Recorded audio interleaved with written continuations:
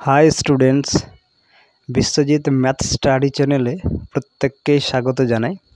আশা করি প্রত্যেকে ভালো এবং সুস্থ আছো। আজকে আমরা একটি নতুন চ্যাপ্টার শুরু করব, ভেক্টর অ্যালজেব্রা অর্থাৎ ভেক্টর বীজগণিত। এই ভেক্টর চ্যাপ্টারটি তোমাদের সম্পূর্ণ একটি নতুন চ্যাপ্টার। এর আগে তোমরা ফিজিক্সে একটু আধটু করেছো, যাই হোক এখানে তোমরা ভেক্টর সম্পর্কে আরও ডিটেলসে জানবে। এই ভিডিওতে আমরা প্রথমে চ্যাপ্টারের ফুল কনসেপ্ট আলোচনা করব এবং পরবর্তী ভিডিওগুলোতে ধীরে ধীরে অনুশীলনের দিকে এগোবো। প্রত্যেকেই তোমরা ভিডিওটি ভালো করে দেখবে এবং বোঝার চেষ্টা করবে। আশা রাখছি তোমাদের ভেক্টর সম্পর্কে আর কোনো অসুবিধা থাকবে না। তো এক নজর আমরা দেখে নিই এই চ্যাপ্টারে আমরা নতুন কী কী শিখব। এক নম্বর আমরা যেটা শিখব ভেক্টরের ডেফিনেশন। ভেক্টর এর ডেফিনেশন। দু নম্বর যেটা শিখব এখান থেকে এটা হচ্ছে বিভিন্ন প্রকারের ভেক্টরস, এই সম্পর্কে আমরা জানব। 3 নম্বর যেটা শিখব দুই বা এক কথায় বলতে পারি ভেক্টরের যোগ এবং বিয়োগ। 4 নম্বর শিখব কোনো ভেক্টরকে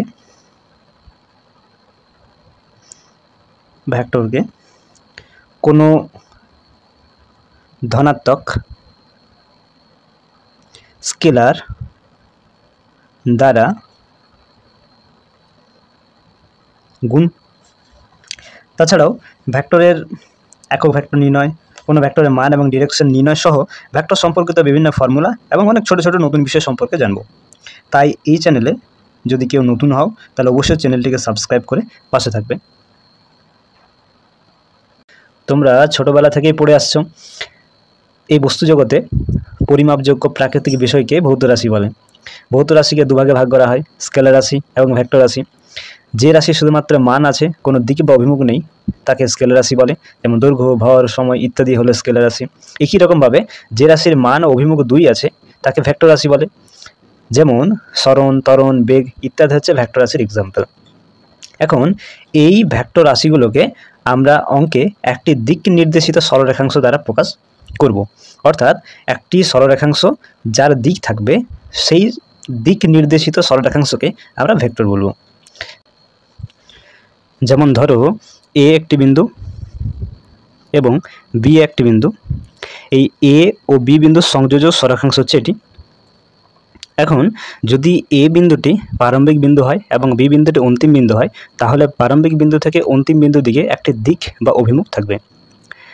এই দিক নির্দেশিত এ বি সরলরেখাংশকে আমরা একটি ভেক্টর বলতে পারি এবং এটি প্রকাশ করা হয় এ বি এরকম তীর চিহ্ন দ্বারা, অর্থাৎ এ থেকে বির দিকে অভিমুখটা প্রকাশিত হচ্ছে, বা এটাকে এ ভেক্টর এইভাবে কিন্তু প্রকাশ করা হয়। এ বি ভেক্টরের মান মনে রাখবে সবসময় স্কেলার হয় এবং ধনাত্মক হয় এবং এটি প্রকাশ করা হয় এ ভি তার মডিউলাস বা mod of A B vector বা মড অফ এ ভেক্টর দ্বারা প্রকাশ করা হয়। এবার আমরা জানব বিভিন্ন প্রকারের ভেক্টর সম্পর্কে। তো সবার প্রথমে শূন্য ভেক্টর।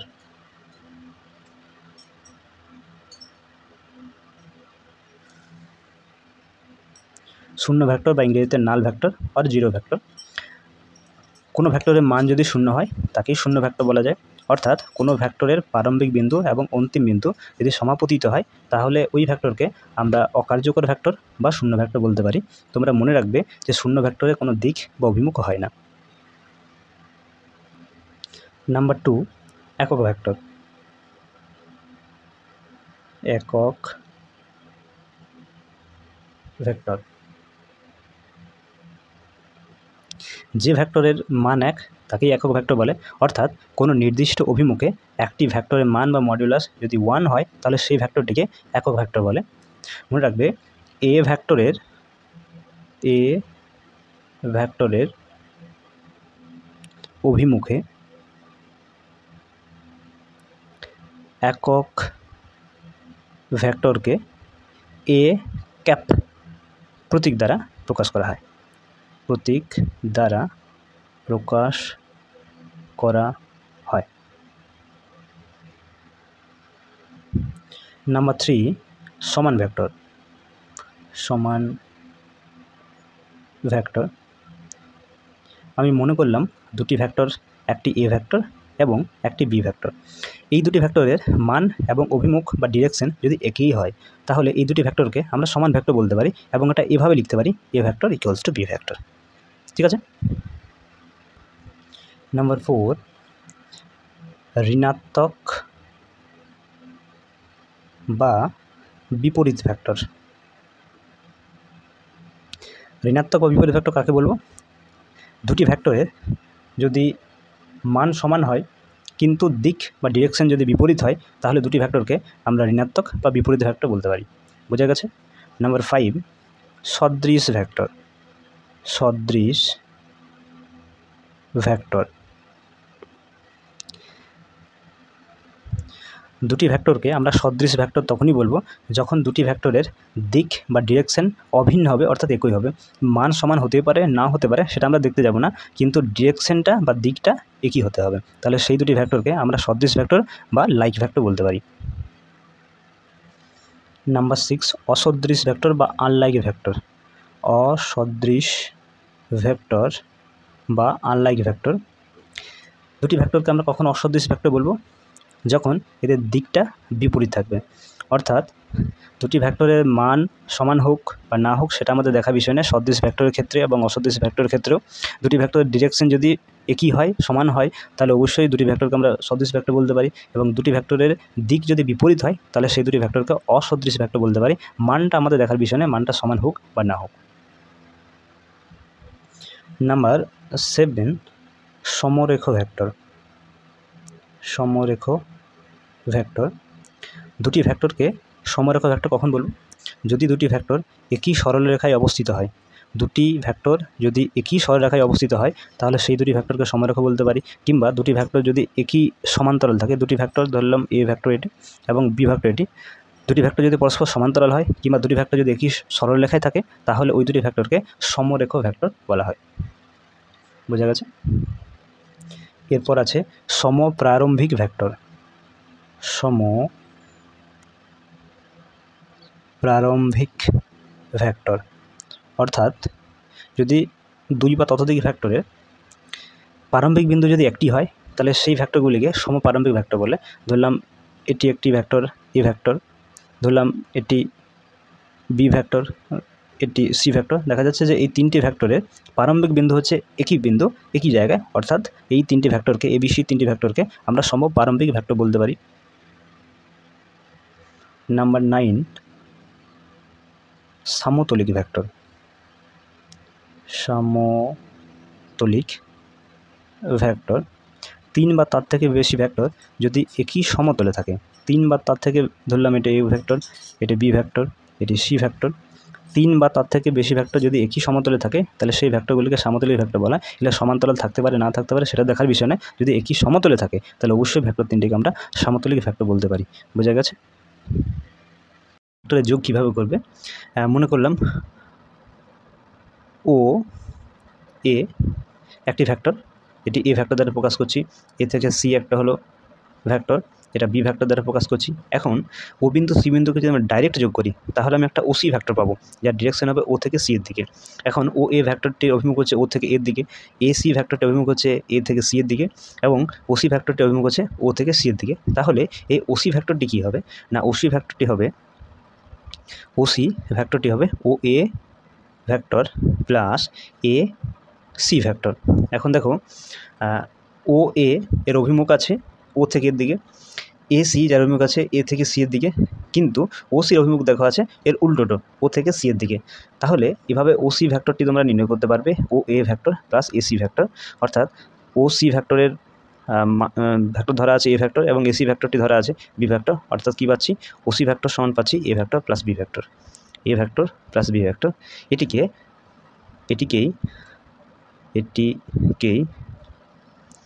ভেক্টর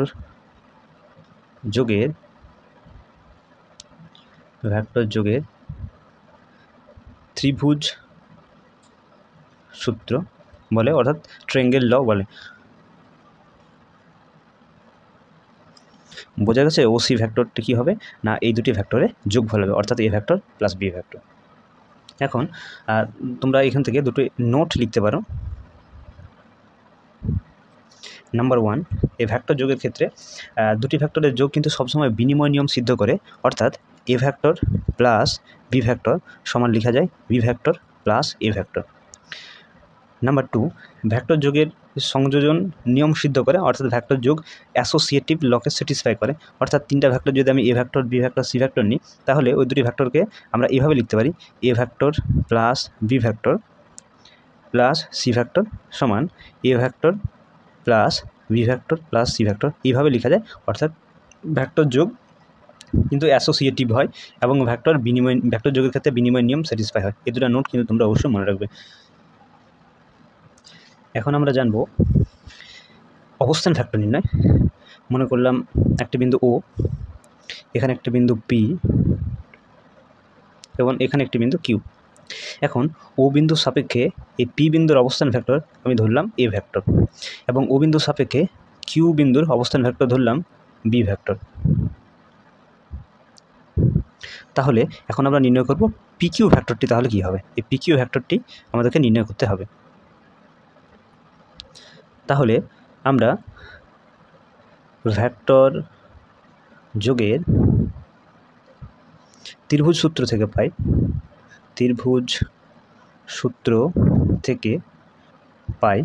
বলে ভেক্টর যোগের ত্রিভুজ সূত্র থেকে আমরা কী পাই।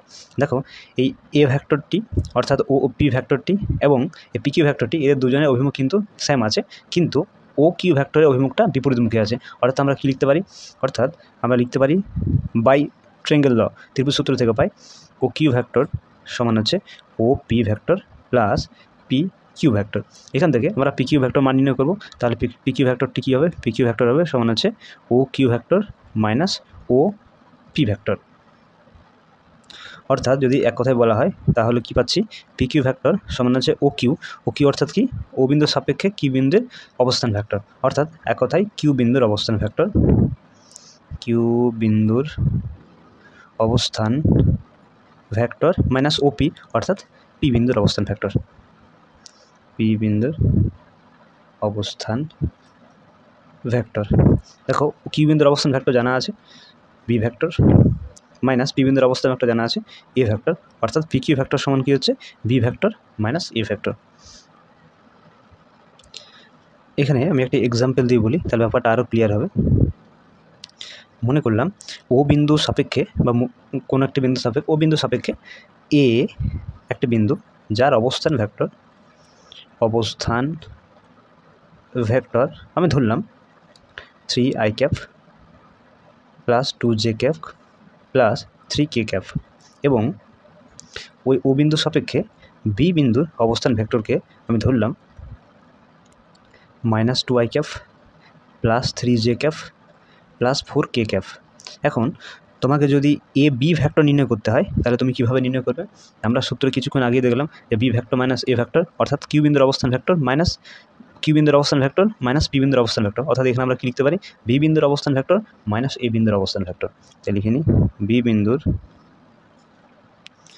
অবস্থান ভেক্টর মাইনাস এ বিন্দুর অবস্থান ভেক্টর, এ বিন্দুর অবস্থান ভেক্টর। আচ্ছা বি বিন্দুর অবস্থান ভেক্টর কত জানা আছে দেখো -2i cap plus 3j cap plus 4k cap minus A বিন্দুর অবস্থান ভেক্টর দেখো জানা আছে 3i cap plus 2j cap plus 3k cap.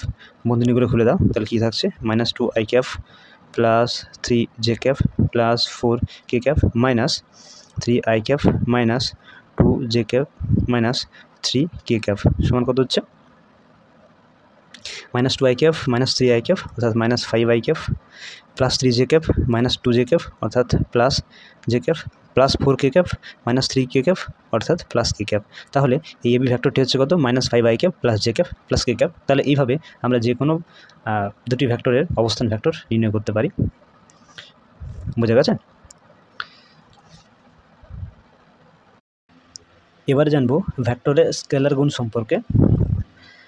মনে রাখবে যদি একটি অশূন্য ভেক্টর এ ভেক্টর হয় এবং একটি অশূন্য স্কেলার যদি m হয় এবং এদের যদি গুণ করা হয়, গুণ করলে আমরা একটি ভেক্টর পাওয়া যাবে এবং এটি প্রকাশ করতে পারি ma ভেক্টর দ্বারা। একটি এক্সাম্পলের মাধ্যমে বুঝি।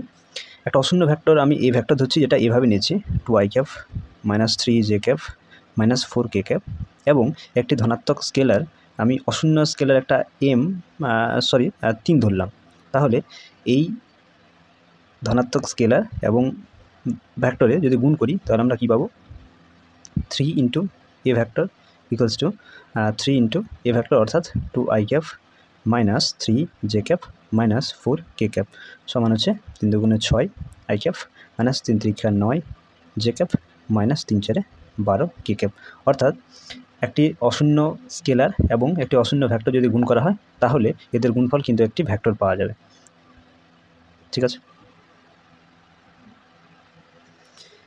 এবার জানবো যে দুটি ভেক্টর সময় রাখো সেটা বুঝবো কীভাবে। আমরা প্রত্যেকে জানি যে দুটি ভেক্টর যদি একই সরলরেখায় অবস্থিত হয় তাহলে সেই দুটি ভেক্টরকে আমরা সময়রেখা ভেক্টর বলতে পারি। না, তাছাড়া দুটি ভেক্টর যদি একই সমান্তরালভাবে থাকে, যেমন একটা এ ভেক্টর এবং এটি হচ্ছে বি ভেক্টর, যদি একই সমান্তরালভাবে থাকে তখনও দুটি ভেক্টরকে আমরা সময়রেখা ভেক্টর বলতে পারি। কিন্তু সেটা আমরা বুঝবো কীভাবে যে দুটি ভেক্টর কখন সময়রেখা হবে, কখন সময়রেখা হবে না। একটা কথা তোমরা মাথায় রাখবে, কোনো একটি ভেক্টরকে যদি কোনো একটি ধনাত্মক স্কেলার দিয়ে গুণ করলে যদি অন্য ভেক্টরটি পাওয়া যায় তাহলে আমরা বলতে পারি যে ওই ভেক্টর দুটি সমরেখা ভেক্টর। একটা এক্সাম্পলের মাধ্যমে বলি। ধরলাম একটা ভেক্টর এ ভেক্টর, যেটাকে আমি এইভাবে লিখছি 3i cap minus 5j cap plus 10k cap একটা ভেক্টর, এবং একটা বি ভেক্টর ধরলাম, এটা এইভাবে নিচ্ছি 6i cap minus 10j cap plus 20k cap. এখান থেকে দেখতে পাচ্ছি বি ভেক্টর থেকে আমি যদি 2 কমন নিই তাহলে কী পাচ্ছি, 3i cap minus 5j cap plus 10k cap. এখন দেখো 3i cap minus 5j cap plus 10k cap এটি হচ্ছে আমার এ ভেক্টরটি, তাহলে আমরা লিখতে পারি 2 ইন্টু এ ভেক্টর। তাহলে বি ভেক্টর সমান কী পেলাম, 2 ইন্টু এ ভেক্টর। এখান থেকে বলতে পারি যে কোনো একটা ভেক্টরকে কোনো একটি ধনাত্মক স্কেলার দিয়ে গুণ করলে যদি অন্য ভেক্টরটি পাওয়া যায় তাহলে অবশ্যই ওই দুটি ভেক্টর সমরেখা ভেক্টর বা সমরেখা হবে। আমরা এইভাবেই কিন্তু যাচাই করতে পারি যে দুটি ভেক্টর পরস্পর সমরেখা হবে কি হবে না। অর্থাৎ এক্ষেত্রে বলতে পারি এ ভেক্টর ও বি ভেক্টর দুটি সমরেখ, অর্থাৎ একটি স্কেলার গুণ করে অন্য ভেক্টরটি পাওয়া গেলে ভেক্টর দুটি সমরেখ। এইভাবেই আমরা কিন্তু যাচাই করতে পারি। আমরা জানব ভেক্টরের উপাংশ সম্পর্কে। ভেক্টরের দু রকমের উপাংশ হয়, স্কেলার উপাংশ এবং ভেক্টর উপাংশ। কোনো ভেক্টরে স্কেলার ও ভেক্টর উপাংশ কী হবে সেটা তোমরা বুঝবে কিভাবে, তো সেটা আমরা একটা এক্সাম্পলের মাধ্যমে দেখব। তার আগে একটা ভেক্টর আমি ধরে নিচ্ছি এ ভেক্টর, এটা এভাবে নিচ্ছি 2i cap plus 3j cap minus 5k cap. এখন এই ভেক্টরে স্কেলার এবং উপাংশ এবং ভেক্টর উপাংশ কী কী হবে সেগুলো আমরা দেখব। প্রথমে যদি তোমাকে জিজ্ঞাসা করে যে এক্স অক্ষ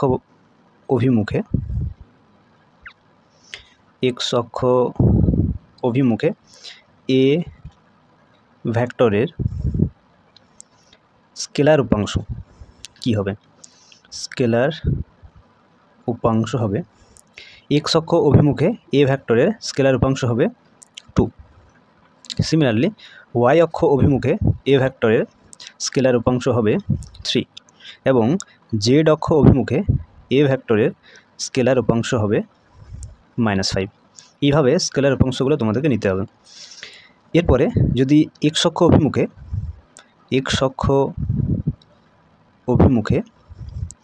এ ভেক্টরের ভেক্টর উপাংশ চাই তাহলে কিভাবে নিবে, এক্স অক্ষ অভিমুখে এ ভেক্টরের ভেক্টর উপাংশ হবে এই পুরোটা নিতে হবে, অর্থাৎ 2i ক্যাপ। সিমিলারলি যদি ওয়াই অক্ষ অভিমুখে এ ভেক্টরের ভেক্টর উপাংশ চাই তাহলে সেটা করতে হবে 3j ক্যাপ, এবং যদি জেড অক্ষ অভিমুখে এ ভেক্টরের ভেক্টর উপাংশ চাই তাহলে সেটা অবশ্যই হবে -5k ক্যাপ। এভাবে তোমরা যে কোনো ভেক্টরের ভেক্টর উপাংশ, স্কেলার উপাংশ হোক কিংবা ভেক্টর উপাংশ তোমরা নির্ণয় করতে পারবে। ঠিক আছে, এবার জানবো কোনো ভেক্টরের মান এবং ওই ভেক্টরের একক ভেক্টর কীভাবে নির্ণয় করতে হয়। তার জন্য আমাদেরকে একটি ভেক্টর ধরে নিতে হবে। তো ধরে নিচ্ছি একটি ভেক্টর এ ভেক্টর, যেটাকে এইভাবে নিচ্ছি 3i cap minus 2j cap plus 4k cap. এখন এই ভেক্টরে আমরা প্রথমে মান নির্ণয় করব এবং এরপরে এই ভেক্টর এর একটি একক ভেক্টর নির্ণয় করব। তো প্রথমে আমরা এই ভেক্টর মানটা নির্ণয় করি।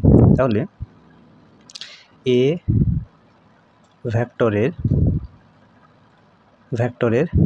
মান হবে, আচ্ছা যে কোনো ভেক্টরের মানকে আমরা এইভাবে লিখি, মডিউলাস অফ এ ভেক্টর, অর্থাৎ modulus of 3i cap minus 2j cap plus 4k cap.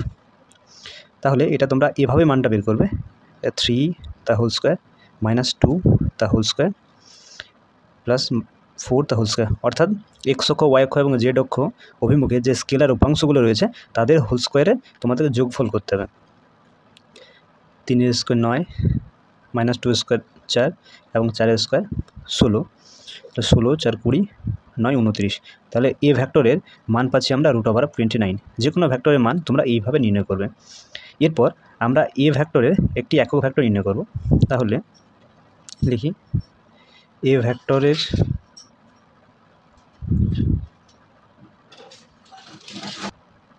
অভিমুখে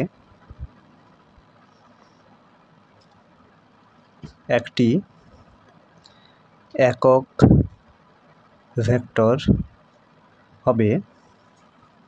এ ভেক্টর অভিমুখে একটি একক ভেক্টর হবে।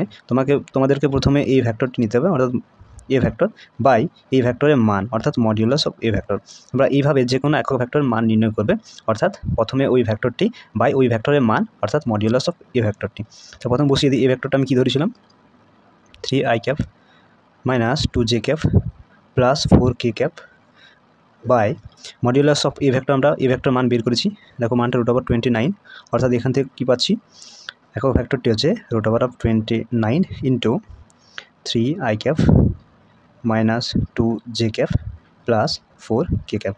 তাহলে এইভাবে তোমরা যে কোনো ভেক্টরের মান এবং একক ভেক্টর এইভাবে নির্ণয় করতে পারবে। ঠিক আছে, এরপর আমরা জানব মধ্যবিন্দুর অবস্থান ভেক্টর নির্ণয়। তাহলে আমি দুটি বিন্দু ধরে নিচ্ছি, একটা এ বিন্দু এবং একটি বি বিন্দু। এ বিন্দুর অবস্থান ভেক্টর জানা আছে আমাদের এ ভেক্টর, এবং বি বিন্দুর অবস্থান ভেক্টর জানা আছে বি ভেক্টর। এখন এই দুটি বিন্দুকে যদি যোগ করি তাহলে একটা সংযোজক সরেখাংশ পাচ্ছি, যার নাম হচ্ছে এবি রেখাংশ। এখন এবি সংযোজক সরেখাংশের মধ্যবিন্দু যদি সি হয়, তাহলে সি বিন্দুর অবস্থান ভেক্টর কিভাবে নির্ণয় করতে হয় সেটা আমরা এখানে দেখব। এখানে সি বিন্দুর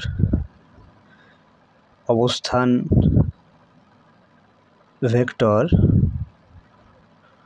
হবে, এই দুটি বিন্দুর অবস্থান ভেক্টরগুলি যোগ করব, A vector plus B vector, আর সেটাকে 2 দিয়ে ভাগ করতে হবে। তাহলে এই সূত্রের সাহায্যে আমরা যে কোনো দুটি বিন্দুর সংযোজক সরেখাংশের মধ্যবিন্দুর অবস্থান ভেক্টর নির্ণয় করতে পারি, অর্থাৎ এই ভেক্টর দুটি যোগ বাই 2। ঠিক আছে, জানবো কোনো সরলরেখাংশকে যদি কোনো একটা বিন্দু m/n অনুপাতে অন্তর্বিভক্ত করে তাহলে সেই বিন্দুর অবস্থান ভেক্টর কী হবে। এখানে আমি মনে করছি একটি বিন্দু এ, যার অবস্থান ভেক্টর জানা আছে এ ভেক্টর, এবং আরেকটি বিন্দু বি, যার অবস্থান ভেক্টর হচ্ছে বি ভেক্টর। এখন এ বি সংযোজক সরেখাংশের কোনো একটা বিন্দু পি ধরলাম, এই পি বিন্দুটি এ বি সরেখাংশকে m/n অনুপাতে অন্তর্বিভক্ত করে, তাহলে এই পি বিন্দুর অবস্থান ভেক্টর কী হবে। পি বিন্দুর অবস্থান ভেক্টর হবে সমান কি, এম এর সাথে বি বিন্দুর অবস্থান ভেক্টর গুণ হবে, অর্থাৎ m into B vector, plus N এর সাথে এ বিন্দুর অবস্থান ভেক্টর গুণ হবে, অর্থাৎ n into A vector, by নিচে এই m প্লাস n করতে হবে। এই ফর্মুলার সাহায্যে তোমরা পি বিন্দুর অবস্থান ভেক্টর নির্ণয় করতে পারবে। যদি পি বিন্দুটি m/n অনুপাতে অন্তর্বিভক্ত করে, তাহলে এই ফর্মুলার সাহায্যে তোমরা সেই পি বিন্দুর অবস্থান ভেক্টর নির্ণয় করতে পারবে। এরপরে যদি এই পি বিন্দুটি অন্তর্বিভক্ত না করে যদি বহির্বিভক্ত করতো, যদি লিখে নিচ্ছে, যদি পি বিন্দুটি m/n অনুপাতে বহির্বিভক্ত করতো, তাহলে পি বিন্দুর অবস্থান ভেক্টর তখন কি হতো, পি বিন্দুর অবস্থান ভেক্টর হবে যদি অন্তর্বিভক্ত না করে এই পি বিন্দুটি যদি m অনুপাত n অনুপাতে যদি বহির্বিভক্ত করে, তাহলে পি বিন্দুর অবস্থান ভেক্টর হবে এই ফর্মুলাটাই হবে, শুধু এই প্লাসের জায়গায় মাইনাস হয়ে যাবে। অর্থাৎ কি m b vector minus n a vector by m minus n।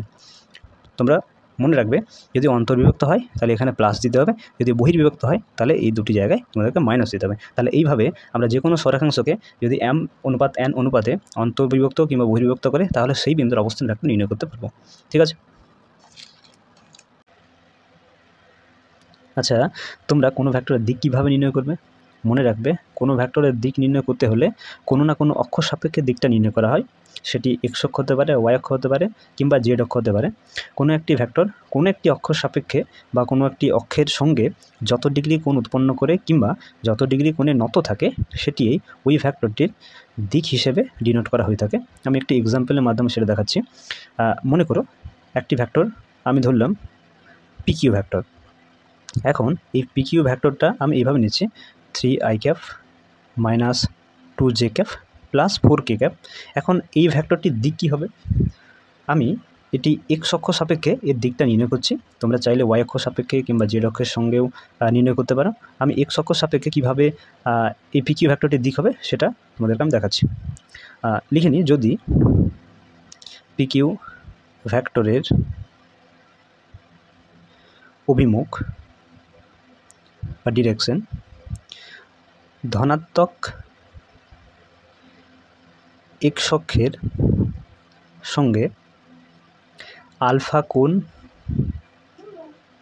উৎপন্ন করে। আবারও বলছি, তোমরা চাইলে ওয়াই অক্ষের সঙ্গে কোনো একটা অ্যাঙ্গেল ধরে করতে পারো কিংবা জেড অক্ষের সাপেক্ষে কোনো একটা অ্যাঙ্গেল ধরে করতে পারো। আমি এখানে এক্স অক্ষের সাথে আমি মনে করলাম যে এই ভেক্টরটি একটা কোণ উৎপন্ন করছে, যেটি হচ্ছে আলফা। এখন তবে কস আলফা সমান আমরা লিখতে পারি এক্স অক্ষ বরাবর পিকিউ ভেক্টর এর স্কেলার উপাংশ by modulus of PQ vector. এই ফর্মুলাটা তোমাদেরকে মুখস্থ রাখতে হবে। এক্স অক্ষ সাপেক্ষে আমি একটা কোণ আলফা ধরলাম, তাহলে কস আলফা সমান কি লিখতে পারি? এক্স অক্ষ বরাবর পিকিউ এর স্কেলার উপাংশ। তোমরা যদি এখানে ওয়াই অক্ষের সঙ্গে করতে কোনো একটা কোণ উৎপন্ন করতে, তাহলে এখানে লিখতে হতো ওয়াই অক্ষ বরাবর পিকিউ এর স্কেলার উপাংশ। জেড অক্ষ হলে এখানে জেড অক্ষ বরাবর তোমাকে স্কেলার উপাংশটা লিখতে হতো, আর নিচে থাকবে ওই ভেক্টরটির মান, অর্থাৎ মডিউলাস অফ পিকিউ ভেক্টর। তাহলে এখান থেকে কী পাচ্ছি? Cos alpha equals to X অক্ষ বরাবর পিকিউ ভেক্টরের স্কেলার উপাংশ কত? এক্স অক্ষ বরাবর পিকিউ ভেক্টর স্কেলার উপাংশ হচ্ছে 3। তাহলে 3 বাই মডিউলাস অফ পিকিউ, অর্থাৎ এর মানটা কত হচ্ছে 3 তার স্কোয়ার মাইনাস 2 তার স্কোয়ার 4 তার স্কোয়ার, অর্থাৎ cos alpha equals to 3 by 3 square 9 minus 2 square 4 এবং 4 স্কোয়ার 16, অর্থাৎ 3 বাই রুট ওভার অফ 29। তাহলে কস আলফা ইকুয়ালস টু পাচ্ছি 3 বাই রুট ওভার অফ 29, অর্থাৎ alpha equals to cos inverse 3 by root over of 29। তাহলে আমরা দেখতে পাচ্ছি যে পিকিউ ভেক্টর ডিরেকশন বা অভিমুখটি ধনাত্মক এক্স অক্ষের সঙ্গে cos inverse of 3 by root over 29 কোণ উৎপন্ন করছে। তাহলে একটু ভাষাটা লিখে নিই, যে এক্স অক্ষের ধনাত্মক দিকের সঙ্গে cos inverse of minus 3 by 29 কোণে নত। এক্স অক্ষের ধনাত্মক দিকের সঙ্গে কস ইনভার্স অফ 3 বাই জানবো ভেক্টরের দিক কোসাইন সম্পর্কে। তো প্রথমে একটা আমরা 3D গ্রাফ এঁকে নিই। মনে করলাম এটা এক্স অক্ষ, এটা ওয়াই অক্ষ এবং এটি জেড অক্ষ। এটা মূল বিন্দু, অরিজিন, ও নাম দিলাম। এখন এই 3D গ্রাফের কোনো এক জায়গায় একটা বিন্দু পি কল্পনা করলাম, যারা স্থানাঙ্ক হচ্ছে এক্স কমা ওয়াই কমা জেড। এখন ও মূল বিন্দু সাপেক্ষে পি বিন্দুর অবস্থান ভেক্টর হবে ওপি ভেক্টর। এখন ওপি ভেক্টরকে কল্পনা করলাম যে এক্স অক্ষের সঙ্গে ওপি ভেক্টরটি আলফা কোণ উৎপন্ন করেছে, ওয়াই অক্ষের সঙ্গে অভিভেক্টরটি বিটা কোণ উৎপন্ন করেছে এবং জেড অক্ষের সঙ্গে অভিভেক্টরটি গামা কোণ উৎপন্ন করেছে। তাহলে এই আলফা বিটা এই গামাকে আমরা বলতে পারি ডিরেকশন অ্যাঙ্গেলস বলতে পারি বা দিককোণ। বোঝা গেছে? তাহলে আবার বলি যে মূলবিন্দুর সাপেক্ষে পি বিন্দুর অবস্থান ভেক্টর হচ্ছে অভিভেক্টর। আমি মনে করলাম যে এক্স অক্ষ এই অভিভেক্টরের সঙ্গে আলফা কোণ উৎপন্ন করেছে, ওয়াই অক্ষ অভিভেক্টরের সঙ্গে বিটা কোণ উৎপন্ন করেছে এবং জেড অক্ষ অভিভেক্টরের সঙ্গে গামা কোণ উৎপন্ন করেছে। তাহলে এই আলফা বিটা গামাকে আমরা ডিরেকশন অ্যাঙ্গেল বলতে পারি বা দিক কোণ বলতে পারি। এখন এই আলফা বিটা গামার কোসাইনের মানগুলোকে আমরা ডিরেকশন কোসাইন বলতে পারি। আলফার কোসাইনের মান হচ্ছে কস আলফা, বিটার কোসাইনের মান হচ্ছে কস বিটা, সিমিলারলি গামার কোসাইনের মান হচ্ছে কস গামা। এই কস আলফা, কস বিটা এবং কস গামাকে আমরা ডিরেকশন কোসাইন বা দিক কোণ সমূহ বলতে পারি। এদেরকে বলা হয় ডিরেকশন কোসাইন্স বা দিক কোসাইন।